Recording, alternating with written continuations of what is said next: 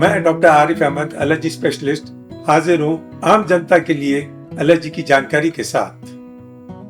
Allergy क्या है? Allergy एक हाइपर सेंसिटिविटी रिएक्शन है जिसमें जीवित चीजों से जिस्म का एक हद से ज्यादा रिएक्शन होता है। अक्सर मैं अपने लेक्चर्स में, जो सारे हिंदुस्तान में होते हैं, मेरा एक आम सवाल होता है कि आपको स्मोक, परफ्यूम्स, डिओड्रेंट्स, केमिकल्स, क्या ये सभी चीजों से एलर्जी हो सकती है क्या? और अक्सर लोग इसका हाँ में जवाब देते हैं। ये आपकी सबसे बड़ी गलतफहमी है। ये सभी चीजें जीवित चीजें नहीं है, इनसे आपको एलर्जी नहीं होती है। ये आपके नाक, गले या जिल्द को और इरिटेट करती है, और अगर आपको पहले से एलर्जी है तो ये उसे ज्यादा कर देती है। अगर एक एलर्जी का पेशेंट या कोई भी पेशेंट जिसका गला या नाक खराब हो, ये सभी चीजें उस पर ऐसा असर करते हैं जैसा जख्म पे मिर्ची लगाने के बराबर। ये नॉर्मल स्किन पर कुछ नहीं होता है, मतलब आपकी बीमारी को और बढ़ा देती है। अगर आप इसे इग्नोर किए या नजरअंदाज किए तो आगे चलकर आपके लिए एक बहुत बड़ा पहाड़ खड़ा हो सकता है। आपकी रोजाना की जिंदगी को मुतासिर कर सकता है, जिसे हम इंग्लिश में कहते हैं क्वालिटी ऑफ लाइफ। आपको नाक की एलर्जी से न कभी मौत हो सकती है या हॉस्पिटल में एडमिशन की जरूरत पड़ सकती है, पर यह आपकी रोजाना की जिंदगी को हराम कर सकती है।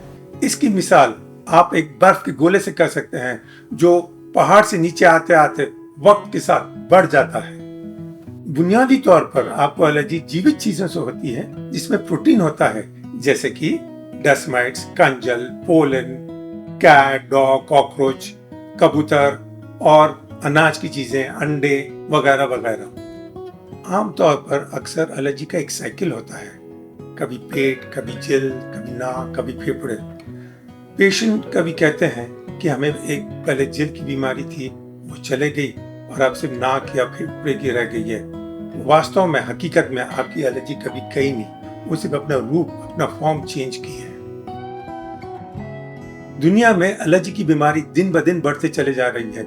यूरोप में एक गैलेंट स्टडी के मुताबिक आधे से ज्यादा बच्चे एलर्जी से मुतासिर है, और कई बच्चों का न सही डायग्नोसिस हो रहा है न सही इलाज हो रहा है। जब दुनिया के सबसे डेवलप एरिया में यह हाल है तो आप अंदाजा लगा सकते हैं कि अपने भारत में क्या होगा। और इसकी एक जीती जागती मिसाल यह है कि हर साल जून के महीने में सारे हिंदुस्तान से लोग हैदराबाद आते हैं लाखों की तादाद में, और एक मछली, उसमें एक दवा डाली जाती है और वो मछली पेशेंट के मुंह में डाली जाती है। ये कौम में इग्नोरेंस की एक निशानी है। साउथ एशिया, खास तौर पे इंडिया में 15 करोड़ एलर्जी के पेशेंट्स है, जबकि सारी दुनिया में 50 करोड़ है। अमेरिका का सालाना खर्चा सिर्फ एलर्जी पर $5.5 बिलियन है, जो गवर्नमेंट ऑफ इंडिया का हेल्थ बजट है। और इसे अगर मैन डेज लॉस्ट या जो खर्चा हो रहा है छुट्टियां लेने की वजह से, वो भी मिला दे तो $11 बिलियन होता है, जो इंडियन आर्मी, दुनिया की सेकेंड लार्जेस्ट आर्मी है, उसके बजट का आधा हिस्सा है। अब सवाल ये आता है कि वहां पर इतना खर्चा क्यों हो रहा है? वो इसलिए कि वहां पर आपकी लाइफ, क्वालिटी ऑफ लाइफ को बहुत अहमियत, बहुत इंपॉर्टेंस दी जाती है। आपसे उम्मीद की जाती है कि आप अच्छे से रहें। यहाँ पर आप स्नोरिंग या खुराटे लेने पर या ऑफिस में छींकने पर या रोड पर थूकने पर कोई प्रॉब्लम नहीं, और वहां पर रोड पर थूकने से आपको एक फाइन लग सकता है या ऑफिस में छींकने से आपकी छुट्टी हो जा सकती है। इंडियन पीडियाट्रिक्स जर्नल में एक स्टडी थी ये मालूम करने के लिए कि लोगों में, जनता में अस्थमा के बारे में क्या जानकारी है। तो ये पता चला 30% लोग कहते थे कि इसका डॉक्टर्स के पास इलाज है, 40% लोगों ने कहा कि इसका कोई इलाज नहीं है, और कुछ 7-8% लोगों ने कहा कि इसका इलाज एक्यूप्रेशर में है या योग में है या होम्योपैथी में है या आयुर्वेदा में है। लेकिन सबसे चौंका देने वाली बात, सबसे हैरान करने वाली बात यह थी कि 10% लोगों ने कहा कि इसका इलाज सिर्फ संत और बाबाओं के पास है।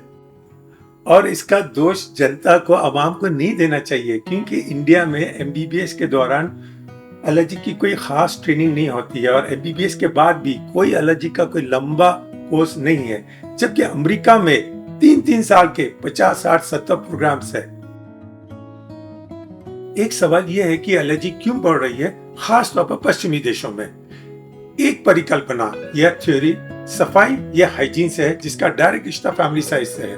पहले खानदान बड़े हुआ करते थे जिनमें कई बच्चे दौड़ते भागते दिखाई देते थे, इनको कई इन्फेक्शंस होते थे बार बार, और ये इन्फेक्शंस उन्हें एक कुदरती ताकत दिया करते थे, और यही ताकत उनको एलर्जी से बचाया करती थी।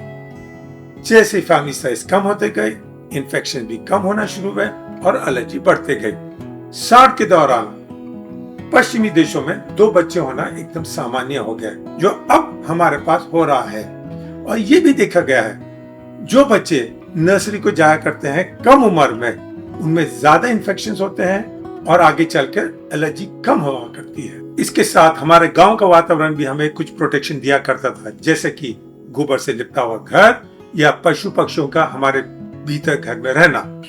और ये भी देखा गया कि पहले साल में ज्यादा से ज्यादा एंटीबायोटिक्स का इस्तेमाल होना या ब्रेस्ट फीडिंग ना होने पर एलर्जी में बढ़त हो सकती है। अगर माँ हमल के दौरान या बच्चे अपने पहले साल में ज्यादा से ज्यादा प्रोसेस फूड इस्तेमाल करें तो खासतौर पर उन बच्चों में जिनमें एलर्जी का रुझाव है, एलर्जी ज्यादा हो सकती है। ये हमारा पहला लेक्चर था बेसिक एलर्जी पर और हमें उम्मीद है कि आपको पसंद आया होगा। इसलिए हमारी आपसे रिक्वेस्ट है कि इसे लाइक करें और शेयर करें, क्योंकि ये सारे वीडियोस बनाने का हमारा एक ही मकसद है कि एलर्जी की इंफॉर्मेशन ज्यादा से ज्यादा लोगों तक पहुंचाए और चिराग को चिराग से जलाए।